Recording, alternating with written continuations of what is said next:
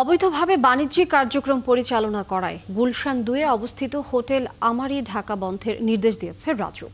একই সাথে হোটেলটিতে থাকা অতিথিদের অন্যত্র সরিয়ে দেওয়ার নির্দেশ দিয়েছেন রাজুকের নির্বাহী ম্যাজিস্ট্রেট লিটন সরকার।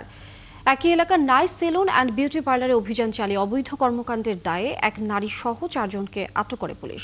সাজিদ সরকারের রিপোর্ট। আবাসিক ভবনে বাণিজ্যিক কার্যক্রম পরিচালনা করা হচ্ছে এমন অভিযোগের ভিত্তিতে রাজধানীর গুলশানের ৪১ নম্বর সড়কের ৭-এ নম্বরের এই ভবনটিতে অভিযানে যায় রাজুক। ভবনটির দ্বিতীয় তলায় নাইস সেলুন এবং বিউটি পার্লার নামে পার্লার হলেও ভেতরের চিত্র আলাদা। ছোট ছোট বেশ কয়েকটি রুম। এখান থেকে আটক করা হয় ৪ জনকে, আর পার্লারটি সিলগালা করা হয়। একই ভবনের উডেন ফার্নিচার, যেখানে আবাসিক ভবনের অনুমতি থাকলেও সেখানে পরিচালিত হচ্ছে বাণিজ্যিক কার্যক্রম, ফলে সেটিও সিলগালা করে রাজুকের ভ্রাম্যমাণ আদালত।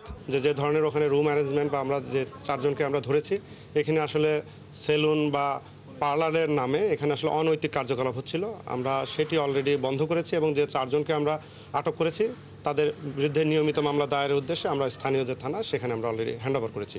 আর তার পাশে যে ফার্নিচারের দোকানটি ছিল, যেখানে আবাসিক ভবনে তারা বাণিজ্যিক কার্যক্রম পরিচালনা করছিল, আমরা ইতিমধ্যে সেটা বন্ধ করে দিয়েছি। একই সড়কে থাকা হোটেল আমারি ঢাকাতে যায় আভিযানিক দল। আবাসিকের অনুমোদন থাকা ভবনটিতে বাণিজ্যিক কার্যক্রম পরিচালনা এবং ১৪ তলার অনুমোদন থাকলেও তারা ১৭ তলা ভবন করায় হোটেল আমারি বন্ধ করা হয়। আবাসিক প্লট, সেখানে তারা ১৪ সাল থেকে বাণিজ্যিকভাবে এই হোটেল ব্যবসা পরিচালনা করছে এবং তারা ১৮ সালের দিকে এটি বাণিজ্যিক করার জন্য আমাদের মন্ত্রণালয়ে আবেদন করেছিল।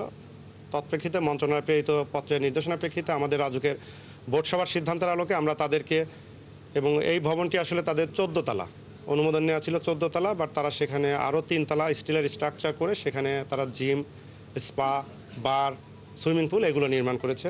অনিয়ম প্রতিরোধে এ ধরনের কার্যক্রম অব্যাহত থাকবে বলে জানিয়েছে রাজুকের নির্বাহী ম্যাজিস্ট্রেট। সাজিদ সরকার, ৭১, ঢাকা।